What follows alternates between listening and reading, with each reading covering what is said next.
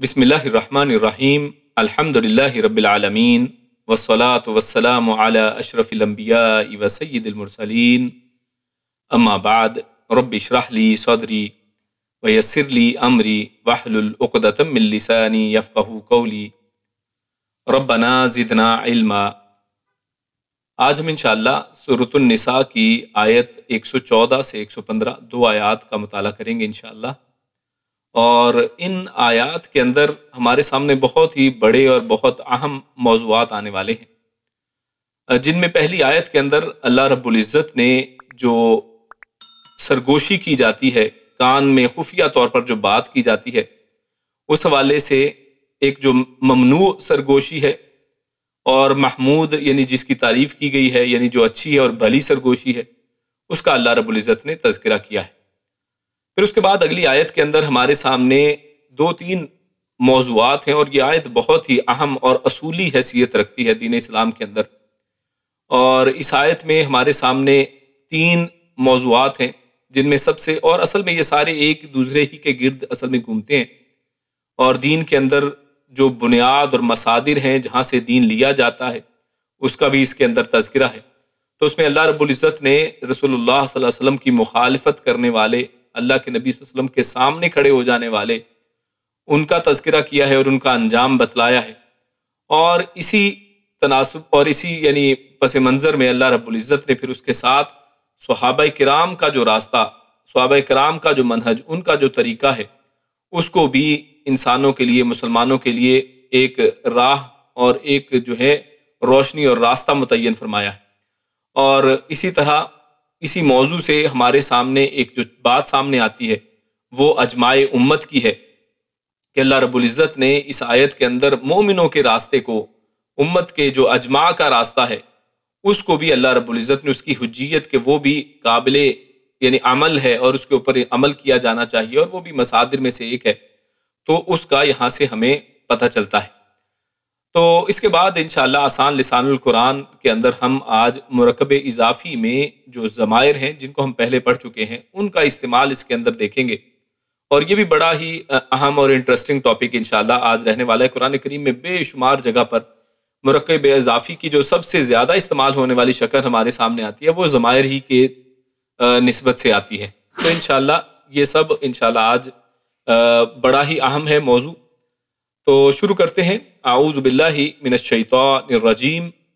तो सबसे पहले ममनू और महमूद जो सरगोशी है, उसके बारे में बात अल्लाह रब्बुल इज़्ज़त करते हुए फरमाते हैं। अल्लाह ने फरमाया ला खैरा, ला नहीं, खैरा खैर। अब यहाँ पर ये जो ला खैरा है, इसके अंदर आपने जो ग्रामर पढ़ रहे हैं हमारे साथ, वो लोग जानते हैं, या अमूमन आप जो लोग कुरान करीम का बहुत ज़्यादा मुताला जो लोग करते हैं, वो इस एक चीज़ को गौर करेंगे कि अक्सर जो अस्मा हैं, इसम जो होते हैं, नाउन्स, उनके अंदर तनवीन पाई जाती है। यानी होता ये है कि ला खैरन या ला खैरुन, या इसी तरह फ़ी कसीरिन, जैसे इसी के आगे लफ्ज़ है फ़ी कसीरिन। तो इस तरह से अल्फाज हमारे सामने अरबिक के अंदर आते हैं। लेकिन यहाँ पे आप देख रहे हैं कि ला खैरा, यहाँ पर दो ज़बरों की बजाय एक ज़बर दी गई है, यानी दो ज़बरें नहीं हैं। तो असल में अरबी ज़ुबान के अंदर, अरबी ग्रामर के अंदर एक कायदा है जिसको कहते हैं, ला की एक किस्म है जिसको कहा जाता है लाए नफ़ी जिन्स। लाए नफ़ी जिन्स यानी ऐसी ला, ला का मतलब होता है नहीं। ये एक ऐसी ला है, ऐसी नफ़ी है, किसी चीज़ का ऐसा इनकार है कि जिसमें उस जिन्स की या उस टाइप की हर तरह की चीज़ का इनकार कर दिया जाता है। जैसा कि हम यही इसी से मिलता जुलता लफ्ज़ हम देखते हैं सूरतुल बकरा के शुरू में, बारहा मैं इसकी मिसाल दे चुका हूँ। हम कहते हैं कुरान करीम में अल्लाह ने फरमाया ज़ालिकल किताबु ला रैबा, वहाँ पर ला रैबा फ़ीह में ला रैबा, रैबन की बजाय वहाँ पर भी रैबा एक ज़बर है। यानी वहाँ पर उसका माना हमने क्या किया था कि इसमें किसी किस्म का जो रैब होता है, शक की कोई भी किस्म हो, वो नहीं पाई जाती है। तो यही वही जो ला रईबा के अंदर था, वही शक्ल यहाँ पर हमारे सामने आज है ला खैरा के अंदर। यानी किसी किस्म की कोई खैर नहीं है, यानी खैर की कोई किस्म अगर हो सकती है तो कोई भी खैर नहीं है। ला खैरा, कोई खैर नहीं है। फ़ी कसीरिन, फ़ी में कसीरिन, کثیر ہم اردو میں بھی لفظ استعمال کرتے ہیں، کثیر تعداد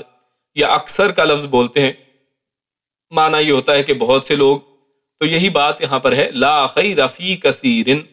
کوئی کسی قسم کی کوئی خیر نہیں ہے، فی کثیر اکثر میں، فی میں، کثیر اکثر، اکثر میں، من نجواہم، من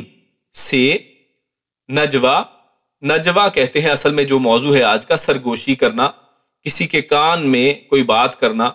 کوئی صلاح یا مشورے کی کوئی بات چھپ کر علیحدہ ہو کر کرنا کہ کسی دوسرے کو اس کی بھنک نہ لگے، کسی دوسرے کو اس کا علم نہ ہو، پتہ نہ چل سکے، تو اس کو کہتے ہیں نجوا. تو وہی لفظ اصل میں یہاں پر ہے. تو من یعنی نجوا جو ہوتی ہے، جو سرگوشی ہے، اس میں سے، ہم ان کی، یعنی ان کی جو سرگوشیاں ہیں ان میں سے، لا خیر فی کثیر، کوئی بھی کسی بھی قسم کی خیر نہیں ہے اکثر میں، یعنی ان میں موسٹلی جو ہے، یعنی کہنے کا مطلب یہ ہے کہ اکثر جو ان کی سرگوشیاں ہیں ان میں کسی قسم کی کوئی خیر نہیں ہوتی ہے. اور یہ کن کی بات کی گئی ہے؟ یہ اصل میں پیچھے ہم نے دیکھا تھا کہ وہی موضوع جو تھا بنو ابیرق کے بیٹوں کی بات چل رہی تھی، ایک تو اس سے متعلقہ ہے، اور دوسرا آپ اس کو عام منافقین جو ہیں ان کی طرف بھی پھیریں تو ان کے ساتھ بھی اصل میں بات ملتی ہے، کیونکہ پیچھے منافقین کا تذکرہ بھی چل رہا تھا. تو وہی اس تناسب سے، اس پس منظر میں اگر ہم بات کریں تو یہاں پر بات ہو رہی ہے کہ منافقین کی جب بات چیت چلتی ہے، یا ایسے گناہ گار لوگ جو کسی کا مال ہتھیا کر پھر اس کو کسی اور کے اوپر تہمت لگا دیتے ہیں، جیسے ہم نے پچھلے درس میں دیکھا تھا، تو ایسے لوگوں کی جو رات کی محفلیں، ان کی سرگوشیاں، ان کے علیحدہ جو مشورے ہوتے ہیں، ان محفلوں کے اندر اکثر میں کوئی خیر نہیں ہوتی ہے، الا، سوائے. اب یہاں پر ایک ایکسیپشن بیان کی جا رہی ہے، اور اکثر جو جتنے بھی رولز اور قواعد ہوتے ہیں ان میں کوئی نہ کوئی ایکسیپشن موجود ہوتی ہیں، اور اللہ رب العزت نے یہاں پر اس کے اندر ایک ایکسیپشن بیان کر دی ہے کہ ایک استثناء موجود ہے. وہ استثناء کیا ہے؟ الا، سوائے یا مگر، من، جو، امارا اس نے حکم دیا، ٹھیک ہے، یعنی اس ایک آدمی نے حکم دیا، مطلب یہ کہ من امارا، جو بھی ان میں سے کوئی حکم دے، بی صادقاتن. اب وہ کس چیز کا حکم دے؟ اب ان کا تذکرہ کیا جا رہا ہے، اور یہاں پر اللہ رب العزت نے 3 اہم باتیں گنوائی ہیں کہ وہ 3 اہم باتیں اگر ان کا تو حکم دیتا ہے تو وہ نجوا، ایسی سرگوشی کہ جن سرگوشیوں کے اندر، جن اس طرح کے علیحدہ اور کان کے اندر کیے گئے مشورے اور چھپ کر کیے گئے مشوروں کے اندر تو خیر ہے، لیکن اکثر ان کی جو منافقوں کی سرگوشیاں ہیں ان کے اندر کوئی خیر نہیں ہوتی. الا، سوائے، من آمارا، جس نے حکم دیا یا جو حکم دے، بی، ساتھ، صادقاتن، صادقاتن، صدقہ ایک عام لفظ ہے، آپ سب لوگ اس کو جانتے ہیں، ہم اس کی انشاءاللہ تفصیل دیکھیں گے. او معروفن، او یا، یہ جیسے واو ہوتا ہے اور کے لیے، یعنی 2 چیزوں کے درمیان میں یہ اور یہ کہنے کے لیے واو، او یہ آپشن دینے کے لیے کہ چاہے یہ ہو یا پھر یہ ہو یا پھر یہ ہو. جہاں پر آپشنز آتی ہیں تو وہاں پر عربی میں لفظ ہے او. تو او یا معروفن، معروف اچھی بات کو کہتے ہیں، یعنی عرف ہو، جو معروف ہو، اور ہر وہ نیکی جس کے بارے میں سب امت کو پتا ہے، سب لوگ اس کو نیکی ہی سمجھتے ہیں، حتیٰ کہ دیگر مذاہب کے اندر، ہر لوگوں کے اندر، سوسائٹیز کے اندر بھی وہ چیز نیکی ہی شمار کی جاتی ہے، اچھا سمجھا جاتا ہے جس چیز کو. اور خصوصاً اسلام کے اندر جن چیزوں کو شریعت مطہرہ نے معروف اور نیکی گنوایا ہے تو وہ تمام چیزیں اس کے اندر شامل ہیں. لیکن اس کے اندر سے، معروف کے اندر سے، اللہ رب العزت نے 2 چیزوں کو یہیں پر علیحدہ سے خاص طور پر بیان کر دیا ہے، جس میں سے پہلی بی صادقاتن، صدقہ کی بات کر دی کہ جو حکم دے صدقے کا، صدقہ کرنے کا، او معروفن، یا پھر کسی بھی طرح کی کوئی اچھی بات کا، کسی اچھے کام کا، او اصلاحن، او یا اصلاحن، یا پھر اصلاح کا. کیسی اصلاح؟ بین الناسی، بین درمیان میں، الناسی لوگوں کے. بین کہتے ہیں کوئی 2 چیزیں ہیں ان کے درمیان میں کوئی ایک جو فاصلہ ہے تو اس کو بین کے ساتھ عربی زبان کے اندر ظاہر کیا جاتا ہے. او اصلاحم بین الناس، یا پھر لوگوں کے درمیان میں صلح کرانے کی کوئی بات ہو. تو یہ 3 چیزیں اللہ رب العزت نے گنوائی ہیں کہ یہ ایسی چیزیں ہیں کہ جن کو استثناء حاصل ہے، ان کی خاطر تو انسان چاہے تو سرگوشی کر سکتا ہے، اور اس کے لیے چھپ کر علیحدہ سے راتوں کو بات چیت کی جا سکتی ہے. لیکن اکثر جو باتیں ہیں لا خیر فی کثیر، تو ان میں سے اکثر کے اندر کسی قسم کی کوئی خیر نہیں ہے۔ ومن یفعل ذالک، و اور من جو یفعل جو کرے گا، ذالک کہتے ہیں وہ،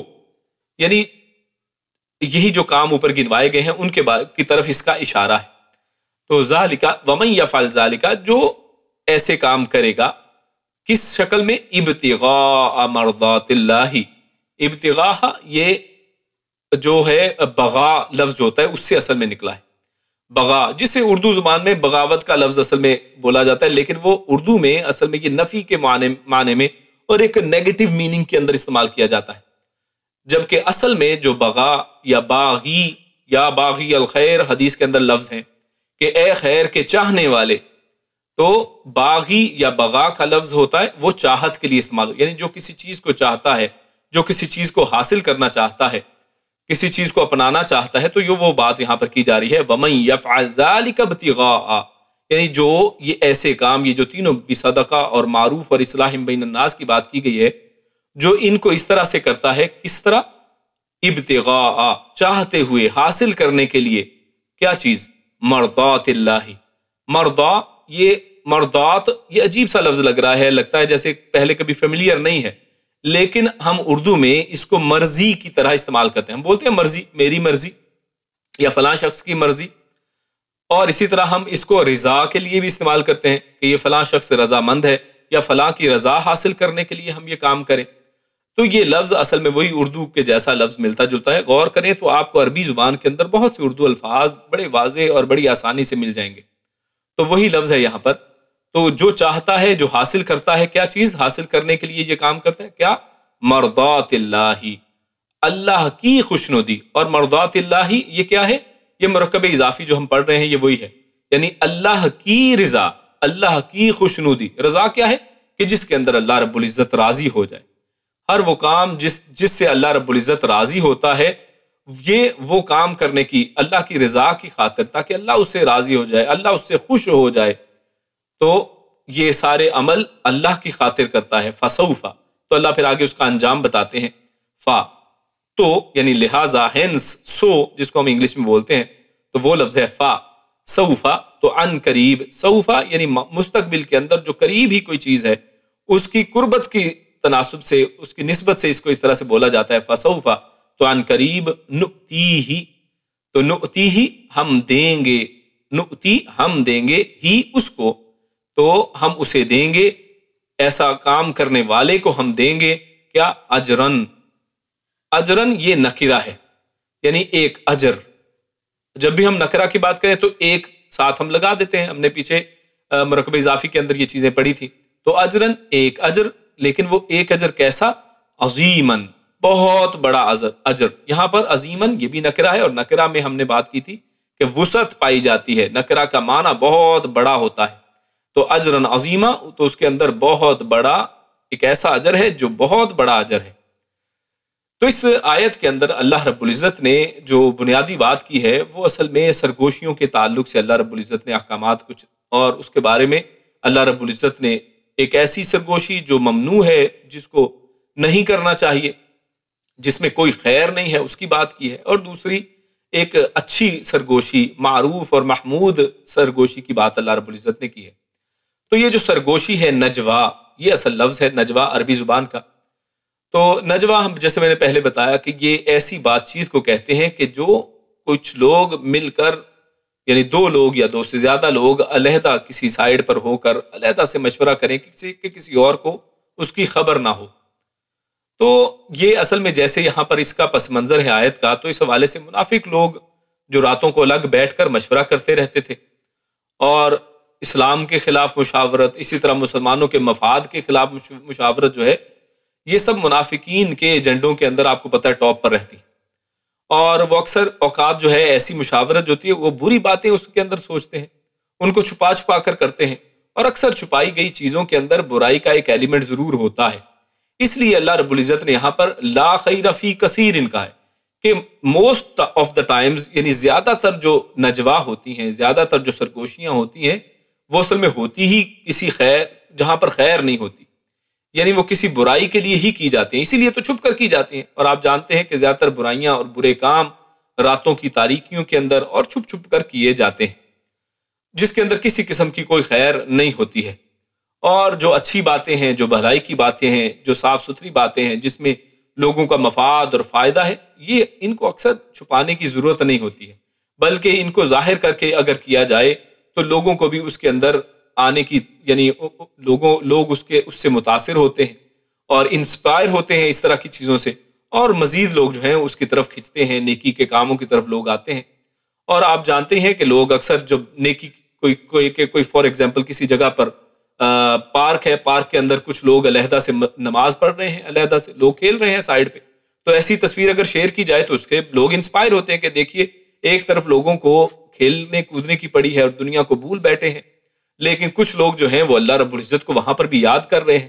تو ایسی چیزیں اکثر اگر شیئر کی جائیں، اگر ان کو چھپایا نہ جائے تو زیادہ بہتر ہوتی ہے۔ لیکن اللہ رب العزت نے ایک ایکسیپشن یہاں پر بتا دی ہے، الا من امر بصدقہ، لیکن کچھ نیکیاں ایسی بھی ہوتی ہیں کہ اگر ان کو چھپ کر کیا جائے، چھپا کر کیا جائے، اس کے اندر بھی اگر اسی طرح صلاح مشورہ علیحدہ ہو کر کے کسی کو پتہ نہ چلے کیا جائے تو بعض اوقات اس کے اندر بھی وہ بھلا پن، اس کے اندر بھی خیر موجود ہوتی ہے۔ اور اللہ رب العزت نے یہاں پر خصوصاً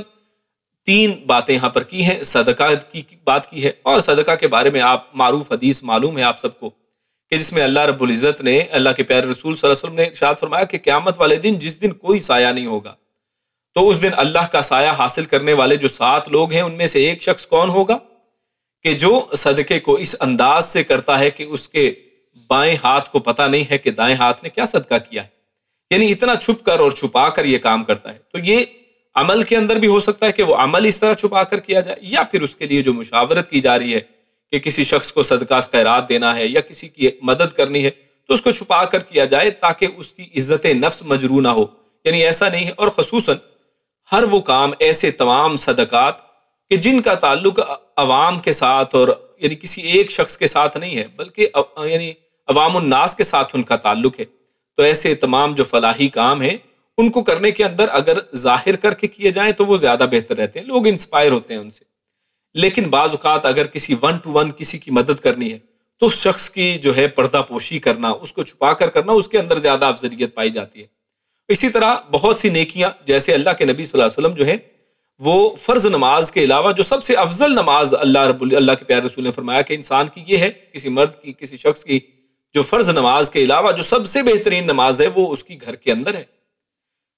کہ وہاں پر کوئی انسان اس کو دیکھ نہیں رہا ہے لیکن پھر بھی وہ اللہ کو یاد کر رہا ہے اور وہ ریاکاری اس کے اندر نہیں آتی ہے۔ تو لہٰذا اس لیے یعنی بعض نیک کام جو ہیں، بعض صدقے کے کام جو ہیں اور اس طرح کے جو کام ہیں ان کو چھپا کر کیا جانا، وہ اس کے اندر زیادہ خیر پائی جاتی ہے۔ تو صدقہ عمومی طور پر تو ہر اس چیز کو کہتے ہیں، ہر اس مال کو جو اللہ رب العزت کے لیے ثواب حاصل کرنے کے لیے اللہ کے راستے میں کیا جاتا ہے۔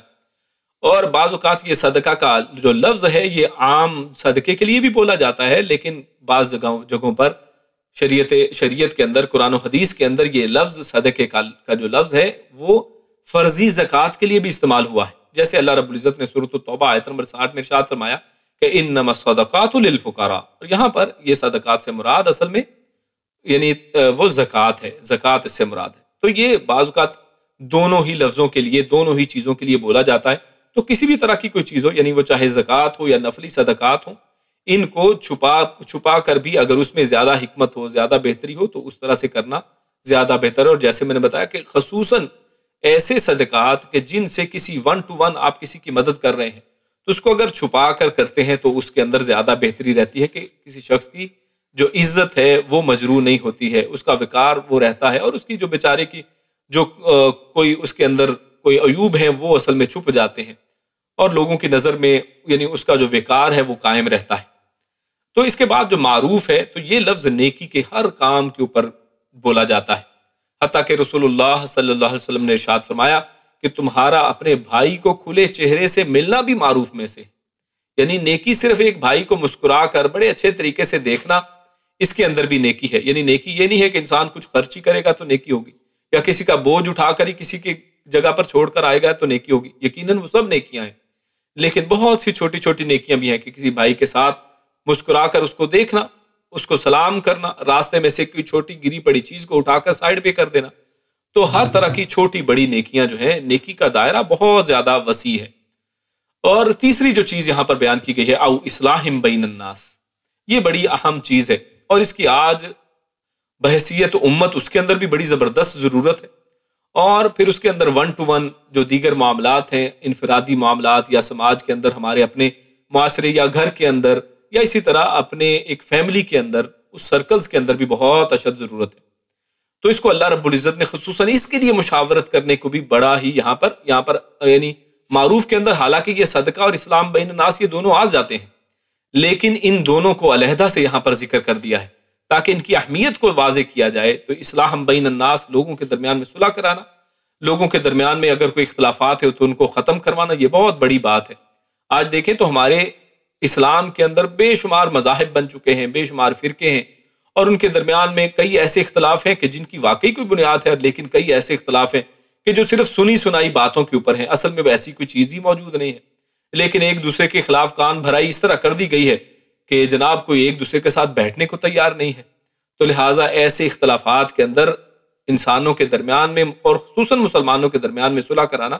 یہ بہت بڑی بات ہے. اللہ تعالیٰ نے خود قرآن کریم سورۃ الانفال کے اندر فرمایا کہ فاتقوا اللہ واصلحوا ذات بینکم، کہ اللہ رب العزت سے ڈرو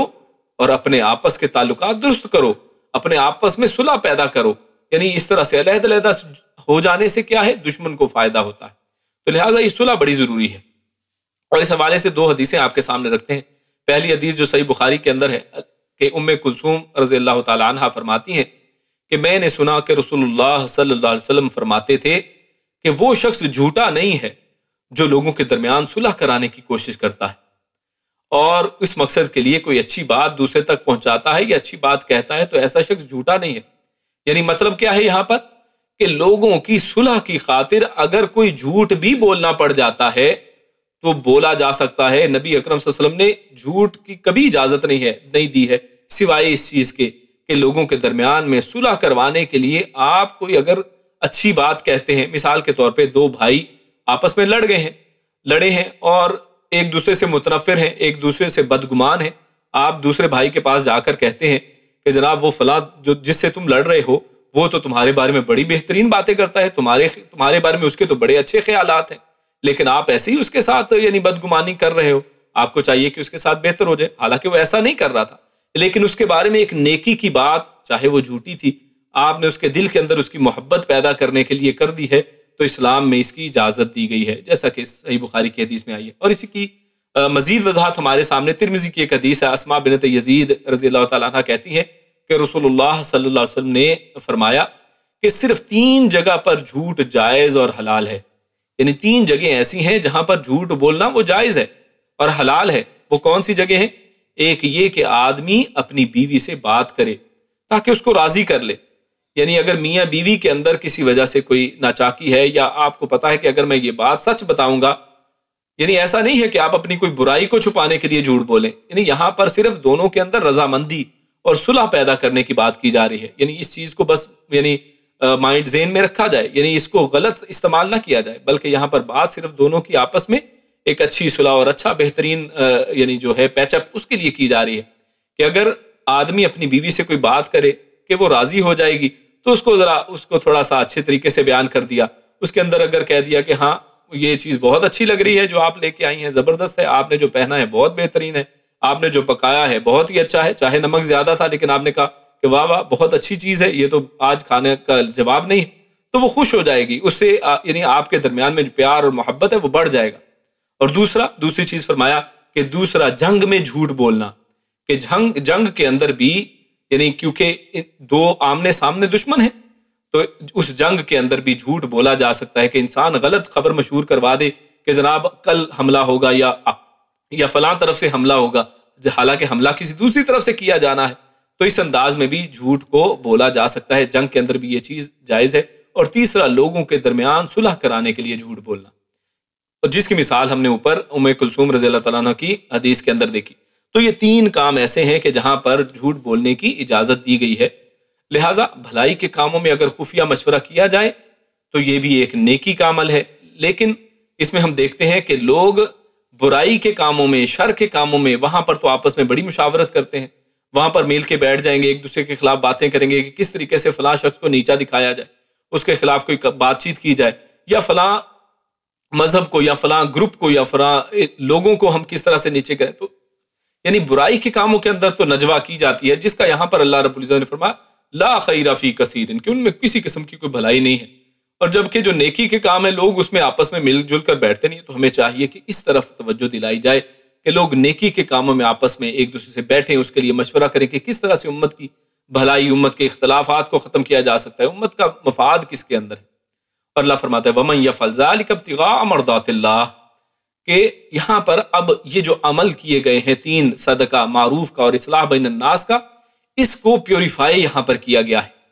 کہ یہاں پر کوئی شخص جب یہ کام کرتا ہے تو اس مقصد کے لیے نہ کرے کہ لوگوں کو دکھاوا ہو، جیسے صدقے میں اکثر لوگ کرتے ہیں کہ دکھاوے کی خاطر کیا جاتا ہے، اور اس طرح کوئی نیکی کا کام ہے، نماز پڑھنے کے بارے میں حدیثیں ہیں، تو اس طرح بے شمار یعنی جو نیکی کے کام ہے اگر انسان اس کو دکھاوے کے لیے کرتا ہے یا اللہ کے لیے نہیں کرتا بلکہ اللہ کے غیر کے لیے کسی اور کو راضی کرنے کے لیے کرتا ہے، تو ایسے تمام کام وہ اصل میں وہ نیکی کے اجر کو نہیں پہنچیں گے۔ یہاں پر اس کی کنڈیشن بتا دی گئی ہے کہ اجرن عظیمہ کس کے لیے ہے، کہ جو اللہ کی رضا حاصل کرنے کے لیے کام کرے گا۔ اور اس حوالے سے اللہ رب العزت نے سورۃ اللیل کے اندر آیات جو ہیں وہ اس کے اوپر بڑی فٹ ہوتی ہیں، جہاں پر اللہ رب العزت ارشاد فرماتا ہے اور وہاں پر تقوی یعنی اور متقی کی صفات بیان کی گئی ہیں۔ فرمایا الذی یؤتی مالہ یتزکیٰ،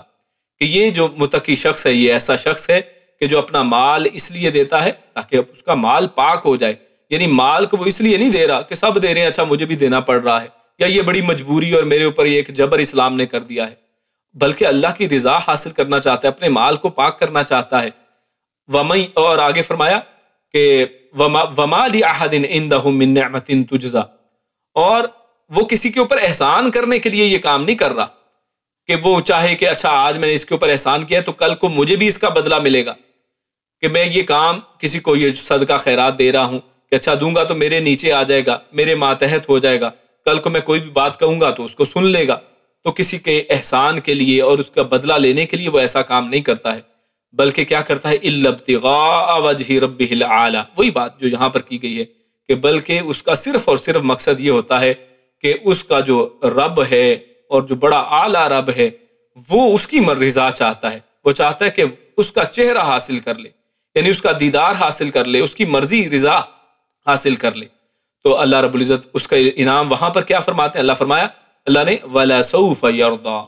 کہ اگر اس نے یہ کام کیا تو عنقریب یقیناً وہ اللہ بھی عنقریب رضامند ہو جائے گا، یعنی اس نے اللہ کو راضی کرنے کے لیے کام کیا ہے تو یقیناً اللہ بھی اس سے راضی ہو جائے گا۔ اور اللہ رب العزت نے یہ جو یہاں پر سورۃ النساء کی آیت میں اللہ نے اپنی رضا کی بات کی ہے کہ وہ رضا کیسے پھر حاصل ہوتی ہے، فَسَوْفَ نُؤْتِيهِ أَجْرًا عَظِيمًا، کہ اللہ رب العزت پھر راضی ہو کر اسے بہت عظیم اجر عطا کرتا ہے۔ انسان کا عمل اتنا بڑا نہیں ہوتا جتنا اجر اس کو بڑا مل جاتا ہے، انسان کا عمل اس قابل نہیں ہوتا ہے کہ وہ اچیو کر لے اور وہ مقامات اور ایک لامتناہی جنت اور زندگی وہ حاصل کر لے۔ اللہ رب العزت اپنے فضل کے ساتھ، اپنی رضا کے ساتھ وہ اس کو وہاں تک پہنچا دیتے ہیں۔ ہمارا اگلا جو موضوع اگلی آیت کے اندر آ رہا ہے وہ ہے جس میں اللہ رب العزت نے رسول اللہ صلی اللہ علیہ وسلم کی مخالفت کرنے والوں کی بات کی ہے، اور اس آیت کے اندر ایک لفظ اللہ رب العزت نے استعمال کیا ہے جس کو کہتے ہیں یشاقق، یہ لفظ استعمال کیا ہے۔ اور یہاں پر تصویر کے اندر آپ دیکھ سکتے ہیں کہ ایک شق جو ہے، آپ معروف لفظ سنا ہوگا شق قمر، یعنی ایک واقعہ کہ قمر چاند کو 2 ٹکڑے کر دیا گیا، یا اسی طرح کسی چیز کو چیر کر یا پھاڑ کر 2 حصے کر دیا جائے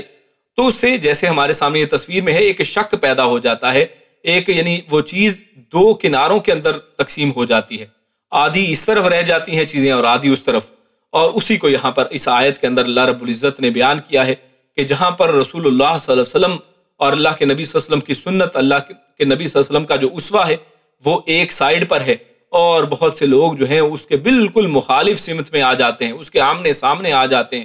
جیسے کہ یہاں پر 2 کنارے بالکل آمنے سامنے ہیں، ان کے اندر کوئی تعلق نہیں ہے، وہ آپس میں جڑ نہیں سکتے ہیں اور وہ علیحدہ ہو گئے ہیں، تو اور کبھی آپس میں ملتے نہیں ہیں اور مل نہیں سکتے ہیں۔ جہاں پر سنت ہوگی وہاں پر بدعت نہیں ہوگی، اور جہاں پر بدعت ہے وہاں پر سنت کیسے ہو سکتی ہے؟ تو اس چیز کو آگے ہم انشاءاللہ پڑھتے ہیں۔ تو اللہ رب العزت اگلی آیت کے اندر ارشاد فرماتا ہے وَمَن يُشَاقِقِ الرَّسُولَ اور من جو یشاقق جو یشاقق یہ یعنی جو خلاف کرے. اب اس کو ہم اس کی ڈیٹیل میں انشاءاللہ جاتے ہیں. وَمَن يُشَاقِقْ یعنی جو مخالفت کرے الرسول رسول کی صلی اللہ علیہ وسلم من بعد من سے بعد بعد یعنی بعد میں ما کے تبینہ یا ما کا مطلب جو بھی ہوتا ہے تبینہ بین کہتے ہیں کھلی ہوئی چیز واضح چیز جو بالکل سامنے ہو جائے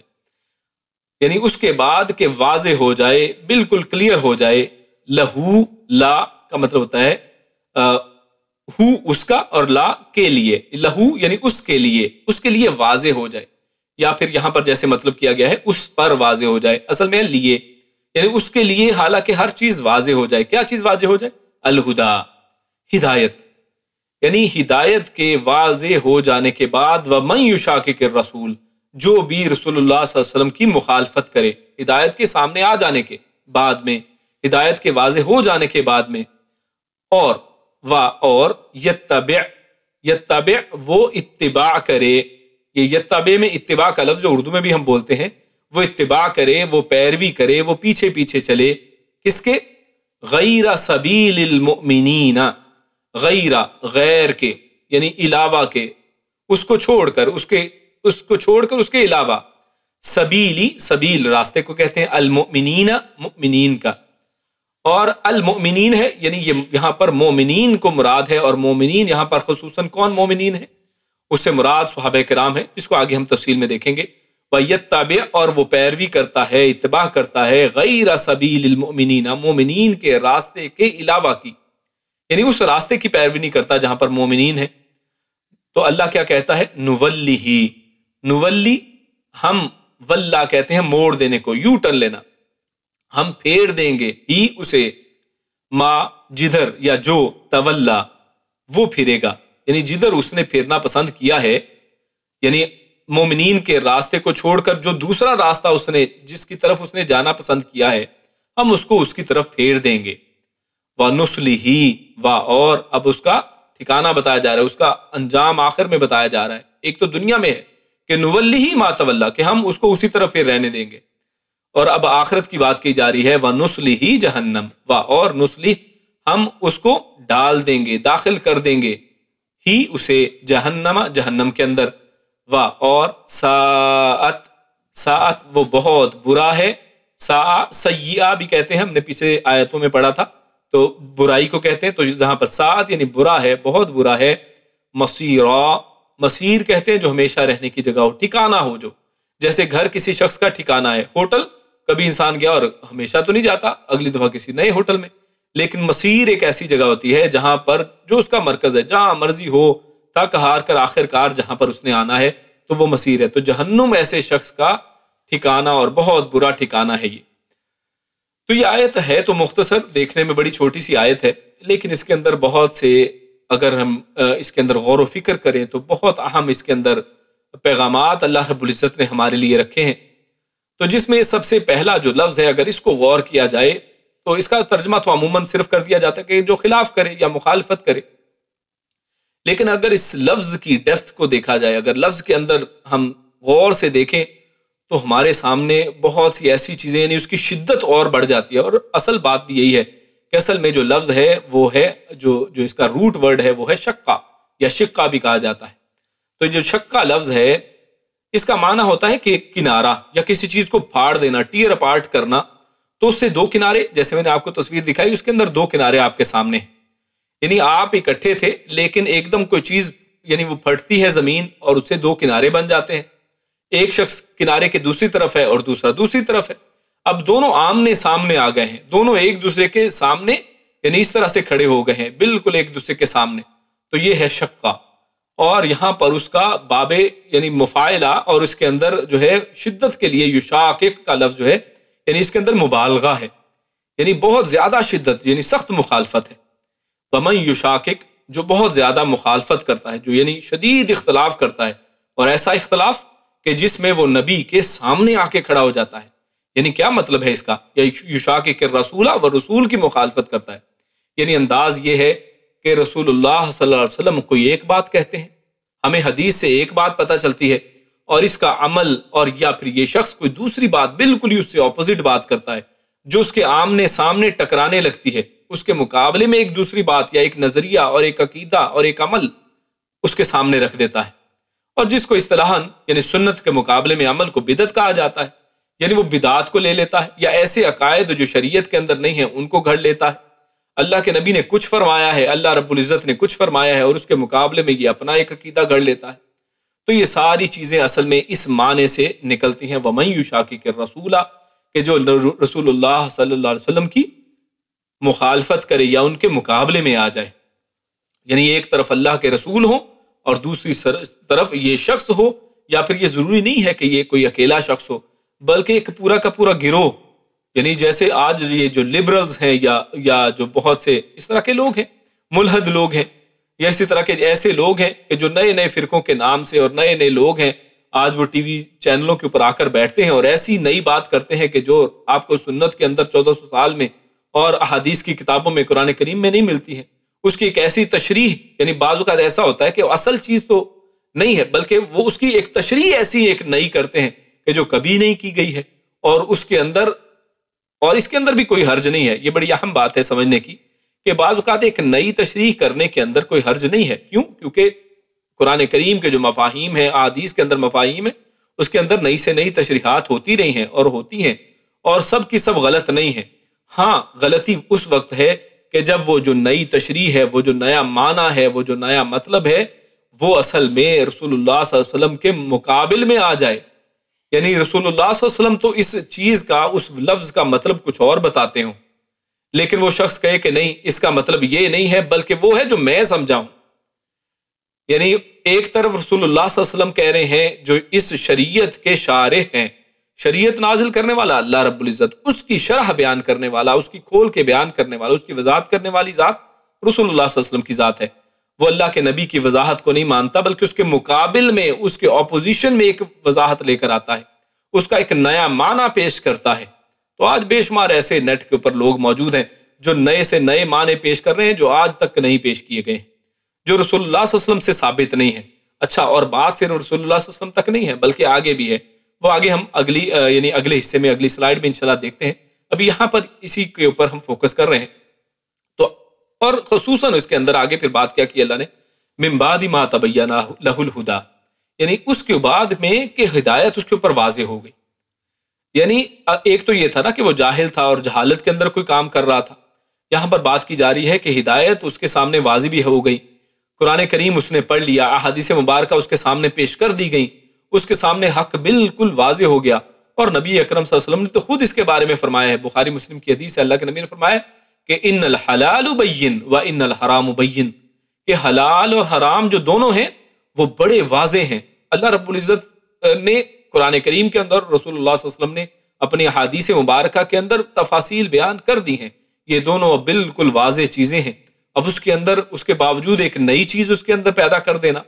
تو لہٰذا ایسی پھر چیز ہوگی کہ اس علم کے آنے کے بعد، اس حلال اور حرام کے واضح ہو جانے کے بعد بھی اگر کوئی چیز ایسی کرتا ہے، کوئی بات ایسی کرتا ہے، تو وہ اس ضمن میں آئے گی۔ اور اسی طرح ابن ماجہ کی حدیث میں اللہ کے نبی فرماتے ہیں قد ترکت علی البیضاء، کہ میں تمہیں ایک بالکل روشن چیز کے ساتھ، ایک روشن دین کے اوپر چھوڑے جا رہا ہوں۔ وہ کیسا ہے؟ لیلھا کنہارھا، کہ اس کی جو راتیں ہیں وہ کس طرح کی ہیں؟ وہ جیسے اس کے دن ہیں، یعنی راتیں بھی اتنی روشن ہیں، راتوں کا حالانکہ اندھیرا ہوتا ہے لیکن اس دین کے اندر راتیں بھی ایسی ہیں جیسے دن کا اجالا ہوتا ہے۔ لا یزیغ عنہا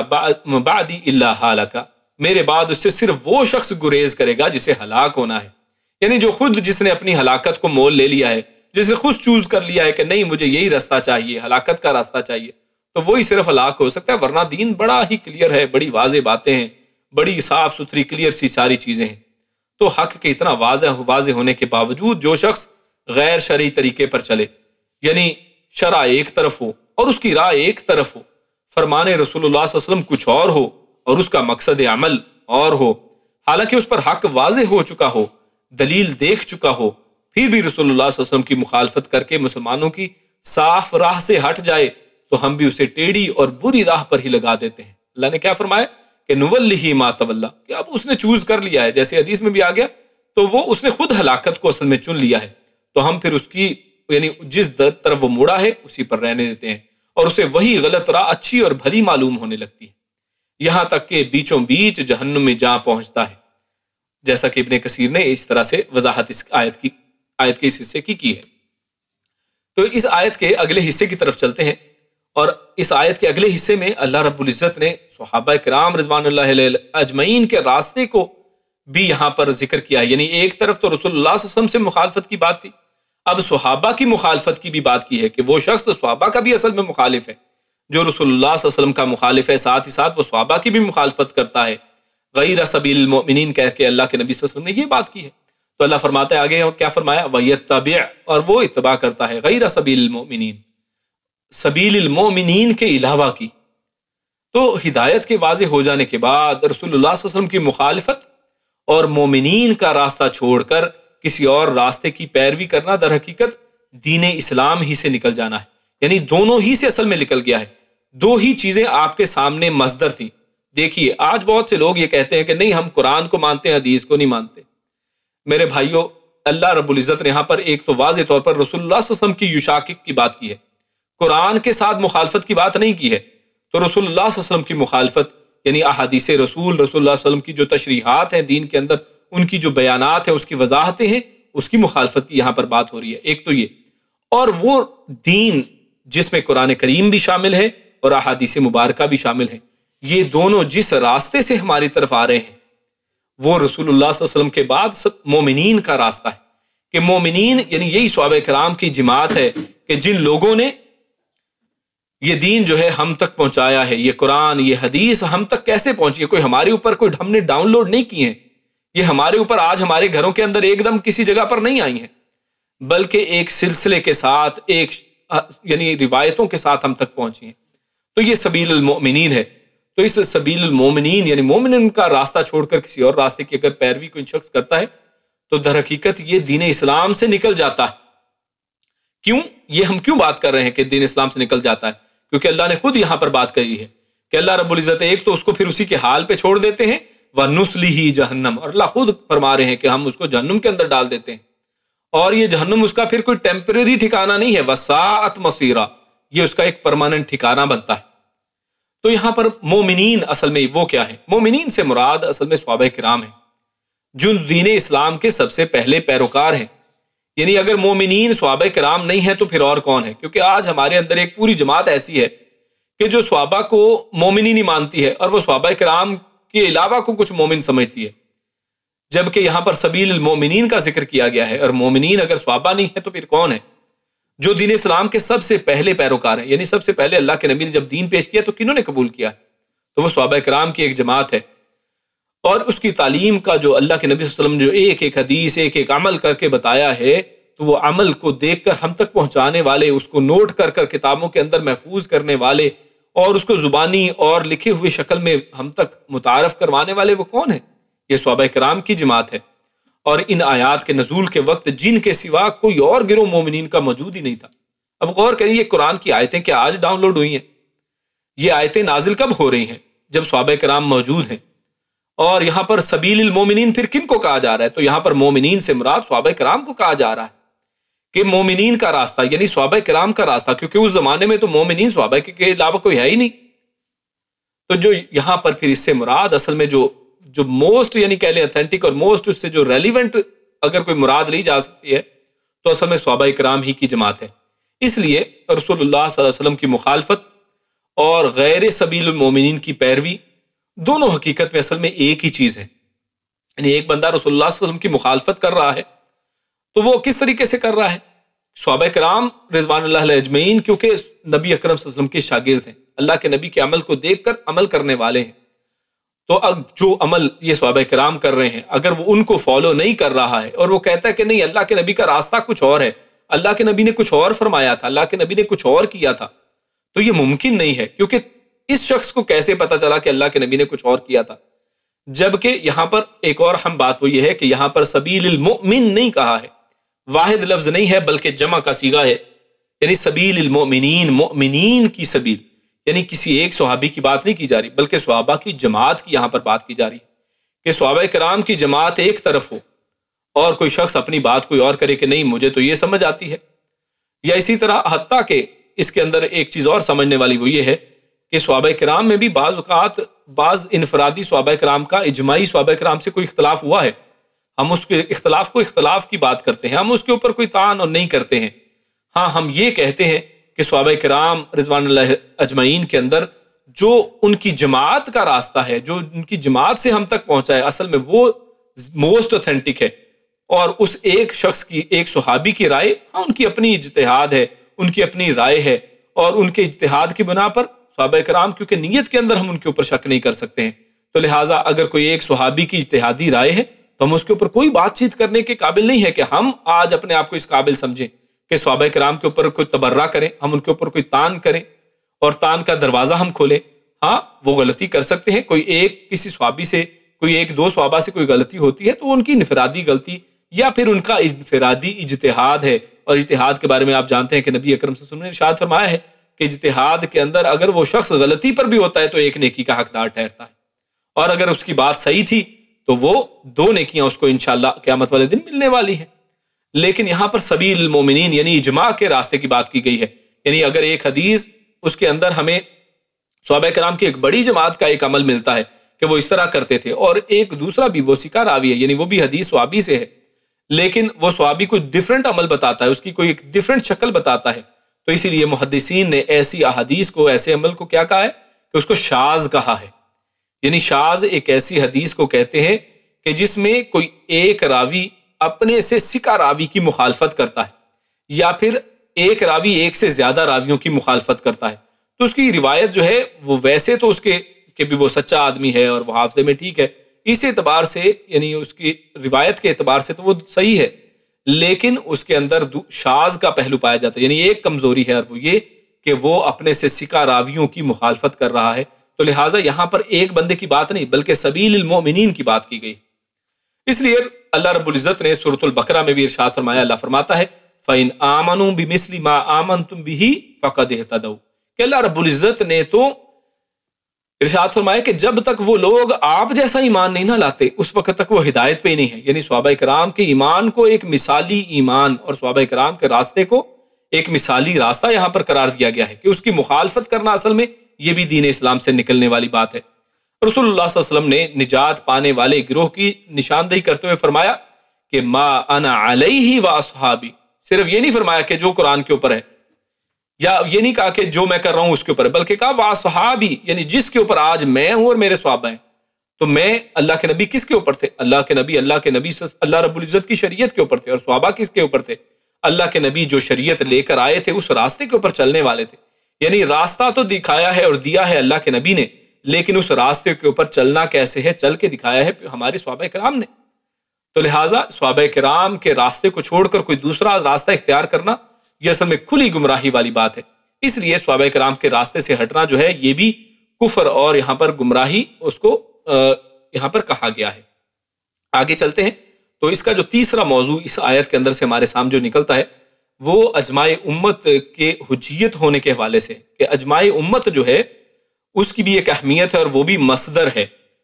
تو اللہ رب العزت نے اس آیت کے اندر یہی جو غیر سبیل المومنین کی بات کی ہے، وَيَتَّبِعْ غَيْرَ سَبِيلِ الْمُؤْمِنِينَ، کہ جو شخص مومنین کے راستے کو چھوڑ کر کسی اور راستے کے اوپر چلتا ہے. تو اس سے پتہ چلتا ہے کہ جس طرح شریعت کا ماخذ جو ہے وہ قرآن ہے، اور شریعت کا ماخذ جس طرح سے حدیث ہے، اسی طرح شریعت کے ماخذ میں سے اجماع جو ہے اور اجماع امت، اور امت سے مراد ہم نے جیسے پہلے بات کی اصل میں صحابہ کرام ہیں. اس سے پہلی امت میں سب سے پہلی امت صحابہ کرام کی امت. تو صحابہ کرام کا اجماع یا اجماع امت جو ہے وہ بھی اسی طرح مصدر کی حیثیت رکھتا ہے جو اس یعنی آیت سے ہمارے سامنے بات آتی ہے. اور بعض علماء نے سبیل المومن سے مراد اجماع امت لیا ہے، اور ان میں اگر ہم دیکھیں تو جو امام شافعی رحمہ اللہ ہیں انہوں نے بھی غور و فکر کے بعد یہی چیز اصل میں اخذ کی ہے کہ اس آیت سے اجماع امت کا اصل میں ثبوت ملتا ہے کہ اجماع امت بذات خود ایک وہ بھی ماخذ ہے.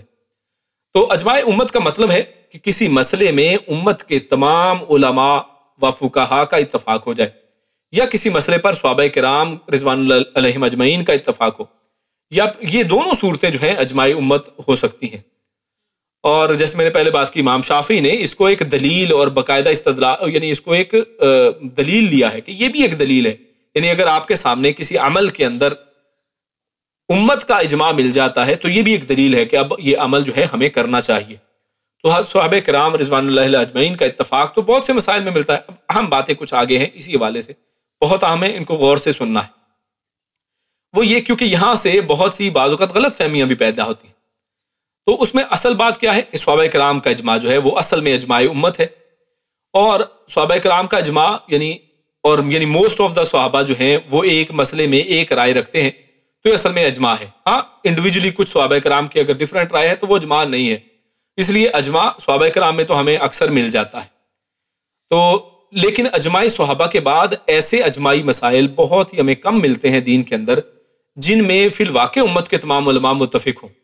یعنی باقی جگہوں پہ آپ کو یہ کم ملے گا کہ امت کے تمام فقہا، تمام علماء جو ہیں وہ بھی کسی مسئلے پر جمع ہوں۔ تو ہیں اس طرح کے بہت سے مسائل لیکن کم ہیں، یعنی یہ بہت زیادہ مسائل نہیں ہیں، کیونکہ وہ تشریحات ہیں اور فروعات ہیں اور ان کے اندر اختلاف ممکن ہے۔ تو یہاں پر ایک غلط فہمی جو ہے اس کو آپ نے دور کر لینا ہے، وہ یہ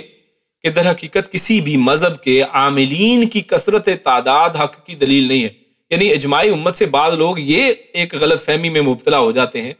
کہ جناب فلاں جو ہے وہ مسلک، فلاں مذہب، فلاں فرقہ، فلاں ملک کے لوگ وہ تو بہت زیادہ ہے، تعداد میں دنیا میں سب سے زیادہ ہے، تو اس کا مطلب ہوا کہ یہ اجماع امت ہے۔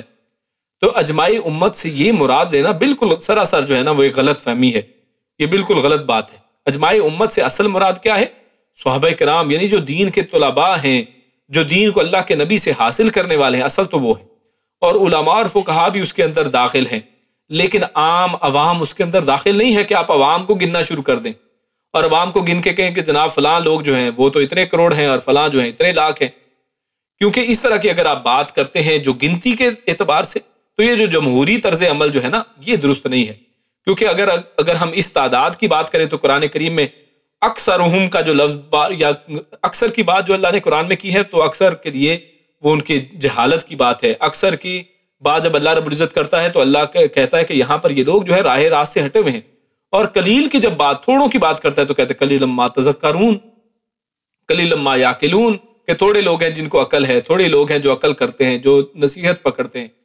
تو یہ دو مختلف چیزیں ہیں، یعنی اجماع امت سے ہرگز مراد یہ دنیا کے سر گننا نہیں ہے، بلکہ اجماع امت سے مراد صحابہ کا اجماع ہے۔ امت میں بہت سے فرقوں کے بن جانے نے یہ نتیجہ دکھایا ہے کہ ہر گروہ اپنی بات کو مضبوط بنانے کے لیے اجماع کا دعویٰ کرتا ہے کہ جناب دیکھیں اس پر اجماع ہو گیا ہے، خواہ وہ صریحاً قرآن و حدیث کے خلاف ہی ہو۔ مثال کے طور پہ یعنی بہت سے لوگ جو قبروں پر عمارتیں بناتے ہیں، ان پر غلاف چڑھاتے ہیں، چراغ جلاتے ہیں، غیر اللہ کے نام پر جانور ذبح کرتے ہیں، تعزیے نکالتے ہیں، انبیاء کو انسان نہیں سمجھتے ہیں، وہ کہتے ہیں کہ انبیاء جو ہیں وہ کوئی اور مخلوق ہے، انہیں خدائی اور اوصاف دیتے ہیں کہ وہ بھی خدائی اوصاف کے مالک ہیں۔ میلادیں منانا، 11ویں، 3، 7واں، 10واں، 40واں، عرس، میلے، پیر، اور اسی طرح یہ بہت سے جو تصورات ہیں، یہ ہر جو چیز ہے یہ سب سری شرک و بدعت کے کاموں کو آج اجماع کا نام دے دیا جاتا ہے کہ جناب دیکھیں سارے لوگ تو یہی کام کر رہے ہیں۔ البتہ اس بات میں کوئی شک نہیں ہے کہ ایسے مسائل جن پر فی الواقع پوری امت کے علماء اور فقہا کا اجماع ہو، ان کا انکار بھی صحابہ کے اجماع کے انکار کی طرح وہ بھی کفر ہے، یعنی ایسے جس میں علماء کا اتفاق ہے، یعنی جیسے مثال کے طور پہ صحیح بخاری کے حوالے سے اتفاق ہے، تمام مسالک، تمام لوگ اس چیز پر متفق ہیں کہ اصحح الکتاب بعد کتاب اللہ، کہ اللہ کے نبی صلی اللہ علیہ وسلم کی یہ احادیث کی یہ جو کتاب صحیح بخاری ہے، یہ اللہ کی کتاب قرآن کے بعد سب سے زیادہ صحیح ترین کتاب ہے، اس میں سب سے صحیح ترین حدیثیں موجود ہیں۔ تو اس طرح کے جو اجماع ہیں یقیناً اس کے اوپر تمام امت کا اجماع ہے، تو اس چیز کے اوپر اگر کوئی انکار کرتا ہے تو یقیناً یہ بھی اسی طرح کفر ہوگا جیسے صحابہ کے کسی اجماع کا کوئی شخص انکار کرے، کیونکہ رسول اللہ صلی اللہ علیہ وسلم نے فرمایا ہے کہ اللہ تعالیٰ میری امت کو گمراہی پر اکٹھا نہیں کرے گا اور جماعت پر اللہ کا ہاتھ ہے۔ تو آگے اللہ رب العزت آخر میں فرماتے ہیں تو اب اس سب کا انجام کیا ہے؟ نولیہ ما تولی، جو یہ راستہ چوز کرتا ہے، جو راستہ اختیار کرتا ہے تو اللہ رب العزت اس کو اسی کے راستے کے اوپر چھوڑ دیتے ہیں، تو ہم بھی اسے اسی طرف پھیر دیں گے جدھر وہ پھرے گا، اور اسی ٹیڑھی راہ پر جانے دیں گے جو اسے جہنم میں لے جا کر ڈال دے گی، اور وہ بہت برا راستہ ہے اور اللہ رب العزت نے اس حوالے سے سورۃ الصف میں بھی ہم دیکھتے ہیں، اللہ فرماتا ہے فَلَمَّا زَاغُوا أَزَاغَ اللَّهُ قُلُوبَهُمْ، یعنی قلوبہم، یعنی ایسا نہیں ہے کہ اللہ نے ان کے اوپر یہ کوئی ظلم کیا ہے کہ ان کو اس طرف چھوڑ دیا، بلکہ یہ ایسا ہی بات یہ ہے کہ اصل میں ان کے دل خود ٹیڑھے ہوئے ہیں، خود انہوں نے پہلے اپنا راستہ غیر سبیل المومنین والا اختیار کیا ہے۔ ہاں اب اللہ رب العزت نے اس کے اوپر یہ کیا ہے کہ ٹھیک ہے تم یہ راستہ چاہتے ہو، اوکے، یہ آپ کے لیے کھول دیا گیا ہے۔ فَلَمَّا زَاغُوا، جب وہ ٹیڑھے ہوئے، أَزَاغَ اللَّهُ قُلُوبَهُمْ، تو پھر اللہ نے ان کے دلوں کو ٹیڑھا پھر رہنے دیا دوسروں، اور اس میں ہم آگے دیکھتے ہیں کہ پھر اس کا جو نتیجہ کیا نکلتا ہے ہمارے سامنے، وَسَاءَتْ مَصِيرًا، تو پھر اس کا ٹھکانہ جو ہے نصلہ جہنم ہے، جہنم ٹھکانہ ہے اور بہت برا ٹھکانہ ہے۔ تو اس آیت میں ان لوگوں کے لیے سخت وعید ہے جو نبی اکرم صلی اللہ علیہ وسلم کی سنت اور سلف صالحین کے مسلک سے منہ موڑ کر دوسروں کی پیروی کرتے ہیں اور آئے دن نئی بدعات ایجاد کرتے رہتے ہیں۔ یہ بتانے کی ضرورت نہیں ہے کہ تقلید شخصی یا تقلید معین کی ایجاد بھی آپ جانتے ہیں کہ یہ بعد کی ایجادیں ہیں، یعنی ویسے تقلید درست ہے کہ آپ کسی ایک شخص کے اوپر، جیسے کسی کے ایک کتاب کے اوپر، اس کی تحقیق کے اوپر یقین کرتے ہیں اور اس کتاب کے اوپر عمل کرتے ہیں، لیکن اگر اس کا کوئی رد آتا ہے، کوئی دوسری کتاب میں کہا جاتا ہے کہ نہیں ان کے نزدیک تو یہ حدیث صحیح تھی لیکن دوسرا اس کے اوپر تحقیق کر کے بتاتا ہے کہ ضعیف ہے، تو آپ اس کو بدل دیتے ہیں، آپ اپنی رائے کو بدلتے ہیں اس سے زیادہ اتھینٹک انفارمیشن کے اوپر۔ لیکن اگر ایسا ہو کہ تقلید شخصی، یعنی کس کو کہتے ہیں کہ نہیں جو مرضی ہو جائے اب انہی کی رائے صحیح ہے، اب اس کے اوپر انسان کٹنے مرنے کو تیار ہو جائے، اس بندے کے پیچھے آنکھیں بند کر کے چلنا شروع کر دے، تو یہ اصل میں سب چیزیں بعد کی ایجاد ہیں اور یہ صدیوں بعد آئی ہیں۔ سلف صالحین کے دور میں اس کا قطعاً کوئی ثبوت نہیں ہے اور نہ کتاب و سنت کی دلیل سے اس کی کوئی گنجائش نکلتی ہے۔ تو لہٰذا اللہ رب العزت سے ہم دعا کرتے ہیں کہ اللہ رب العزت ہمیں وہ دین اور وہ راستہ ہمارے سامنے واضح کرے کہ جو اللہ اور اس کے رسول کا راستہ اور جس پر مومنین جو ہیں وہ چلے ہیں، صحابہ کرام کی جماعت کا جو راستہ ہے وہ ہم پر واضح ہو، اور ہمیں اللہ رب العزت اس پر عمل کرنے کی، اس پر چلنے کی توفیق عطا فرمائے، اور اللہ رب العزت ہمارا انجام جو ہے وہ ان لوگوں میں کرے کہ جو اللہ رب العزت کے سائے کے اندر ہوں گے، اللہ کے عرش کا سایہ نصیب فرمائے۔ اللہ رب العزت ہم سب کو پیارے رسول صلی اللہ علیہ وسلم کا قیامت والے دن ان کی صحبت نصیب فرمائے۔ اللہ رب العزت ہم سب کو جنت الفردوس میں جگہ عطا فرمائے۔ اللہ رب العزت نیک عمل اور اچھی سمجھ کی توفیق عطا فرمائے۔ سبحان ربک رب العزت عما یصفون وسلام علی المرسلین والحمد للہ رب العالمین۔ جزاکم اللہ خیرا وبارک اللہ فیکم۔ السلام علیکم ورحمۃ اللہ وبرکاتہ۔